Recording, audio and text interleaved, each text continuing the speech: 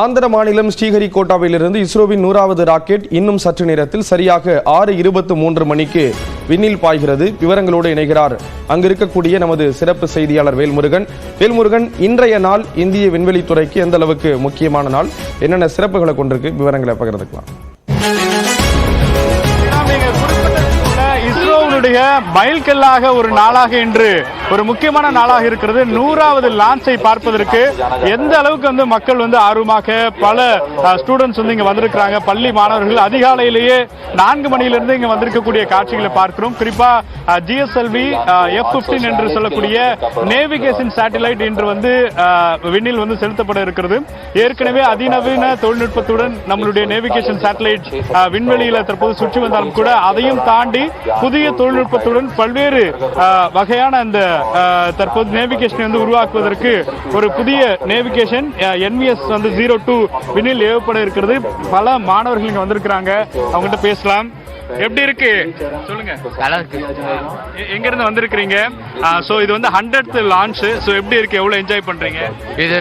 இது எங்களுக்கு புதிய எக்ஸ்பீரியன்ஸ். நாங்க வேலம்மாள் போதி கேம்பஸ்ல இருந்திருக்கோம். நான் ஓலோஜி டெக் ஸ்கூல் படிக்கிறேன். இது நாங்க போரூர்ல இருந்து வந்திருக்கோம். இது திடீர்னு எங்களுக்கு கூப்பிட்டனால நாங்க 100 லான்ச்னால எனக்கு சந்தோஷமா இருக்கு. சோ இது 100th லான்ச். சோ இஸ்ரோனுடைய இந்த சக்சஸ் எப்படி பாக்குறீங்க? ஸ்டூடெண்ட்ஸ் உங்களுக்கு எல்லாம் எப்படி இருக்கு? எல்லாமே நல்லா தான் இருக்கு. இந்தியாவுக்கு ரொம்ப ப்ரௌடா இருக்கு. ஏன்னா இந்தியா இது 100th லான்ச் இது செய்யறாங்க இஸ்ரோல இருந்து GSLV F-15 model. And India அதோட ஓன் GPS இப்போ அது இப்போ கூகுள் மேப் நம்ம. Yes, now India is not dependent on US's navigation system, and now has its own independent navigation system, and I'm very proud for India. Thank you.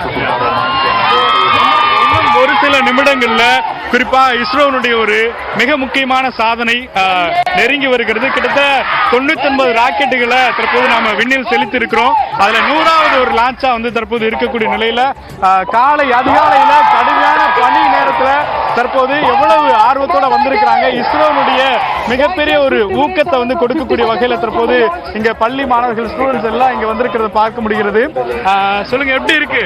எப்ப எழுந்தீங்க? 2 மணிக்கு எழுந்து வந்துட்டீங்களா? நீங்க 2 மணி. ஓகே. சோ என்ன பார்க்க வந்திருக்கீங்க? சந்திராயனம் ராக்கெட் லான்ச் பார்க்க வந்திருக்கீங்க. Okay, super super. இன்னும் ஒரு சில நிமிடங்கள் தான் இருக்கிறது. தற்போது அந்த கவுண்டிங் தொடங்கி இருக்கு. 30 செகண்ட் இருக்கு. ரொம்ப ஆர்வத்தோட தற்போது ஸ்டூடெண்ட்ஸ் எல்லாம் காத்திருக்கக்கூடிய காட்சிகளை நேரடியாக பார்த்து கொண்டிருக்கிறோம். ஸ்ரீராம், தற்போது கவர்மெண்ட் ஸ்கூல் ஸ்டூடெண்ட்ஸ் எல்லாம் இருக்கிறாங்க. சொல்லுங்க, எப்படி இருக்கு சொல்லுங்க. நாங்க ரொம்ப நாள் கழிச்சு இங்க வந்திருக்கோம். நாங்க இதுவரை வந்ததே இல்ல, இப்பதான் ஃபர்ஸ்ட் டைம் வந்திருக்கோம். ஓகே. உற்சாகம் ததும்ப மாணவர்கள் பேசக்கூடிய அந்த காட்சிகளை பார்க்க முடியுது. நீங்க தொடர்ந்து இணைப்பிலே இருங்க, நேரடி காட்சிகளை இப்பொழுது பார்க்கலாம். 10, 9, 8, 7, 6, 5, 4, 3, 2, 1, L40 stages are ignited. Plus 5 seconds.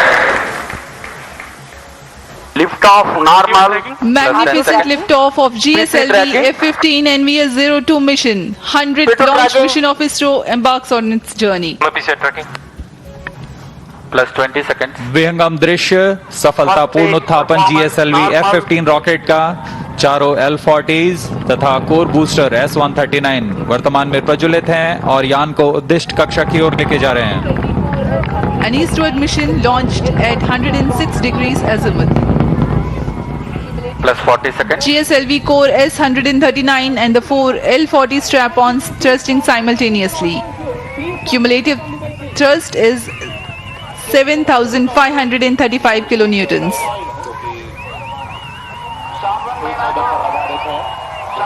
प्रथम चरण में कोर बूस्टर है जो कि ठोस नोदक पर आधारित है।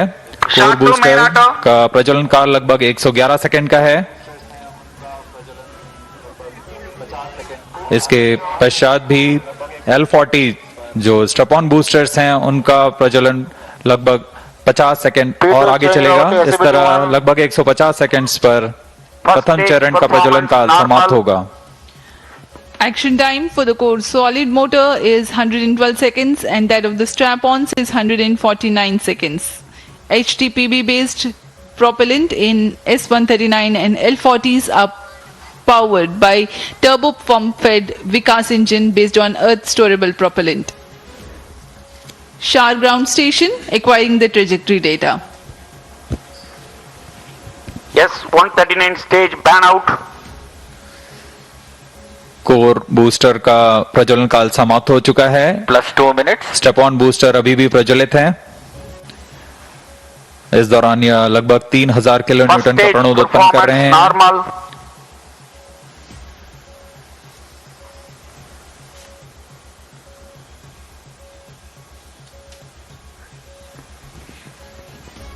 कुछ ही क्षणों में L40 स्टेप ऑन बूस्टर्स बंद हो जाएंगे और GS2 द्वितीय चरण का प्रज्वलन शुरू होगा। L40 stages thrust cut off, second stage ignited, first stage separated, interstage separated, closed loop guidance initiated. Current altitude is 81 kilometers. We are 169 seconds into the flight. Second stage performance normal. जी हां, जैसा आपने सुना, प्रथम चरण के कार्यकाल के पश्चात उसे यान से पृथक कर दिया गया है तथा द्वितीय चरण जो कि तरल नोदक पर आधारित चरण है, इसका प्रज्वलन शुरू हो चुका है।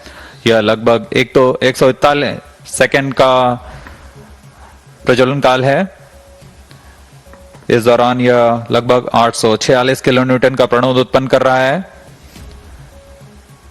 Also known as the GL40HT, the second stage operates on UH-25 and N204. High thrust Vikas engine develops 846 kilonewton normal. thrust in vacuum. Burn time of GS2 for the present mission is 141 seconds. Shar and Port Blair stations currently tracking.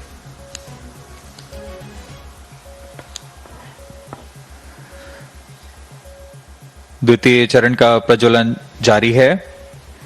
इसमें hypergolic ईंधन का इस्तेमाल होता है। Payload fairing separated.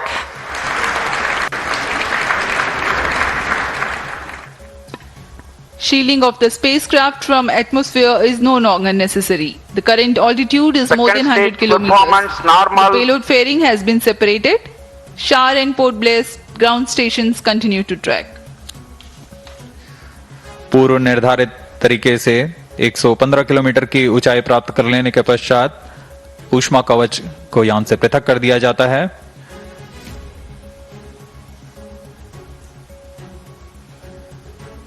Cryo stage is authorized. जहां द्वितीय चरण का कार्यकाल अब समाप्त होने को है। तृतीय चरण जो कि क्रायो अपर स्टेज है, उसे अनुमोदित कर दिया गया है। कुछ ही क्षणों में द्वितीय चरण Second stage thrust cut off. Second stage separated. Cryo stage ignition commanded. +5 minutes. द्वितीय चरण को सफलतापूर्वक पृथक कर दिया गया है। Cryo stage ignition confirmed. Here's a piece of good news. The third stage, the cryogenic upper stage, has commenced its operation. जी हाँ, एक बहुत जटिल इंजन होता है क्रायोजेनिक इंजन और इसका प्रज्वलन शुरू हो चुका है। ये बहुत ही हर्ष का पल होता है यहाँ वैज्ञानिकों के लिए। वर्तमान में क्रायो अपर स्टेज प्रज्वलित है। यह लगभग 840 सेकंड तक प्रज्वलित रहेगा। इस दौरान यह 75 किलो न्यूटन का प्रणोद उत्पन्न कर रहा है।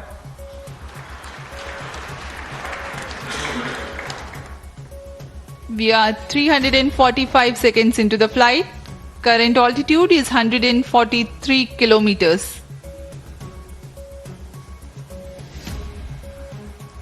सभी तंत्र सामान्य प्रदर्शन करते हुए और यान उद्देश्य कक्षा की ओर बढ़ता हुआ। The cryogenic upper stage with 15 tons of propellant loading is currently operating. Liquid hydrogen as the fuel and liquid oxygen as the oxidizer. Burn time of the stage is Cryo 14 stage minutes for this performance mission. normal. The speciality of the stage is that its specific impulse is 453.5 seconds. It's a measure of the amount of thrust produced by a rocket engine per unit of propellant consumed over a specific period of time. Cryogenic stage is technically a very complex system compared to liquid or earth-storable liquid propellant stages due to its use of propellants at extremely low temperatures and the associated thermal and structural problems.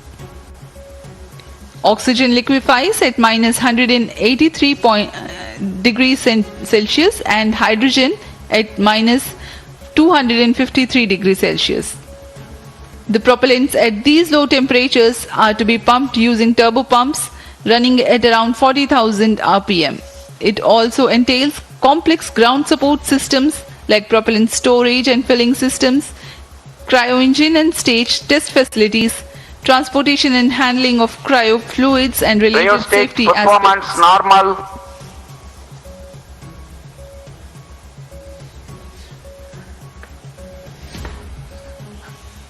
अब हम उड़ान से लगभग 460 second दूरी पर आ चुके हैं। वर्तमान में यान की ऊंचाई 149 किलोमीटर तथा सापेक्ष गति 5.26 किलोमीटर प्रति सेकंड। अपेक्षित पथ का अनुकरण करते हुए यह यान इसरो द्वारा फिर से एक बार परिपक्व प्रमोशन का प्रदर्शन किया जा रहा है। यह मिशन दक्षिणी पूर्वी दिशा का मिशन है, इसलिए इस यान को अनुवर्तन के लिए शार, पोर्ट ब्लेयर, ब्रूने तथा बैग स्थित ग्राउंड रडार स्टेशन के माध्यम से इसे ट्रैक किया जा रहा है। यान के सभी आंकड़े लगभग वास्तविक समय पर हम तक उपलब्ध होते हैं।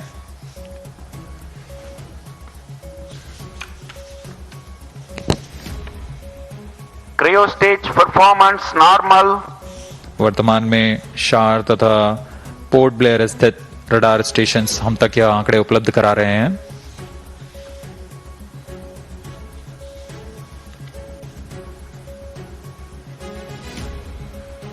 क्रायोजेनिक अपर स्टेज तृतीय चरण है GSLV रॉकेट का। वर्तमान में वह प्रज्वलित है और 75 किलो न्यूटन के प्रणोद के साथ यान को उद्दिष्ट कक्षा की ओर ले जा रहा है।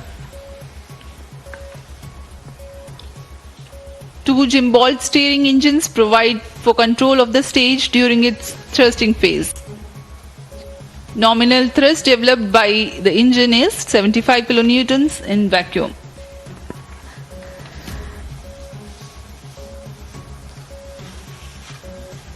यह प्रज्वलन काल लगभग 840 सेकंड का होने वाला है। इस दौरान आपको नाविक उपग्रह के बारे में जानकारी प्रदान करते हैं। नाविक नक्षत्र मुख्यतः दो तरीके की सुविधाएं प्रदान करने के लिए सक्षम है: मानक स्थिति निर्धारण सेवा तथा प्रतिबंधित सेवाएं। प्रारंभिक सुविधा क्षेत्रों में 20 मीटर की स्थिति विभेदनशीलता तथा समय परिशुद्धता में 40 नैनोसेकंड की परिशुद्धता के साथ इसे अभिकल्पित किया गया है। द्वितीय पीढ़ी के 5 नौवहन उपग्रहों में द्वितीय कड़ी जोड़ने जा रहा है यह NVS-2। यह नक्षत्र वर्तमान में नाविक सेवाओं, नौवहन सेवाओं में अभिवृद्धि कर विशिष्ट सेवाएं प्रदान करने के लिए जा रहा है। इन उपग्रहों में L1 बैंड का प्रयोग किया जा रहा है। इसमें अतिरिक्त सेवाओं का विस्तार किया गया है। NVS-2 उपग्रह को L1, L5 और S बैंड में कार्य करने के लिए तैयार किया गया है। इसके अतिरिक्त रेंजिंग के लिए C बैंड का प्रयोग किया जा रहा है। इस उपग्रह को I2K बस पर आधारित कर बनाया गया है। लगभग 3 किलोवाट के विद्युत क्षमता के साथ यह उपग्रह IRNSS-1E को प्रतिस्थापित करेगा। इस अंतरिक्ष यान में रुबिडियम एटॉमिक फ्रीक्वेंसी स्टैंडर्ड, जो कि एक परमाणविक घड़ी है, इसका प्रयोग किया जा रहा है। यह पूरी तरह स्वदेशी है। इस उपग्रह को UR सैटेलाइट सेंटर बेंगलुरु द्वारा अभिकल्पित, विकसित तथा समन्वित किया गया है।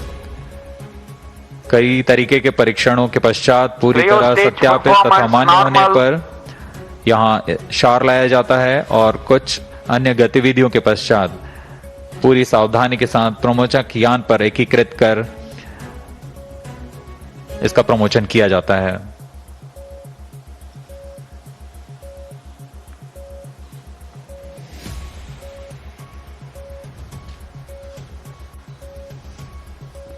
+12 minutes. वर्तमान में GSLV का तृतीय चरण cryo upper stage cryogenic engine कार्यरत है और पूरी तंत्र सामान्य प्रदर्शन कर रहे हैं।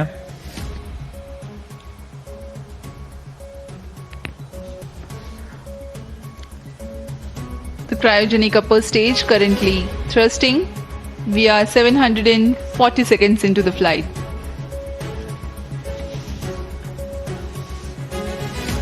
As Port Blair Station India continues to track 100வது ராக்கெட்டை ஏவி வெற்றிகரமாக சாதனை புரிந்து வரக்கூடிய ஒரு சூழலில் தற்பொழுது அது தொடர்பான கருத்துக்களை பகிர்ந்து கொள்வதற்காக மூத்த விஞ்ஞானி திரு வெங்கடேஸ்வரன் நம்மோடு இணைப்பில் இணைந்திருக்கிறார். அவரிடம் பேசலாம். சார் வணக்கம் சார். 100வது ராக்கெட்டை விண்ணில செலுத்தியிருக்காங்க. எந்த மாதிரியான ஒரு தருணம் இது? நீங்க உங்களுடைய கருத்துக்களை பகிர்ந்துக்கலாம். ரொம்ப முக்கியமான ஒரு விஷயம்.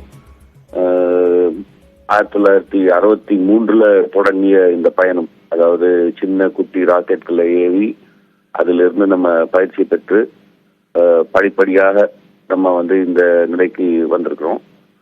இது 100வது ராக்கெட் என்பதோட சேர்த்து ஒரு முக்கியமான ஒரு விஷயம் என்ன அப்படின்னு சொன்னாக்க, இதுல போற செயற்கைக்கோள் இந்தியாவுக்கான ஒரு பயண வழித்தட இதை தரும். அது நம்ம ஜிபிஎஸ்ன்னு சொல்றோம் இல்லையா. ஜிபிஎஸ்ங்கிறது ஒரு அமெரிக்க இராணுவத்தினுடைய தொழில்நுட்பம். ஸோ அதே மாதிரி ஒரு பயண வழித்தடம், நாம இருக்கிற இடம் போன்ற விஷயங்களை இனம் காணுவதற்கான இந்திய அமைப்பை உருவாக்குறாங்க. அதனுடைய பகுதியாக தான் இந்த விண்கலத்தை விண்வெளியில செலுத்திருக்காங்க. இந்த ஏவு ஊர்திகள் பிஎஸ்எல்வி, ஜிஎஸ்எல்வி போன்றவை மிக திறமாக செயல்படுவதனால மேலை நாடுகளும் கூட நம்முடைய ஏவூர்தி வழியாக விண்கலங்களை விண்ணில் செலுத்துவதை நம்ம பார்க்கிறோம்.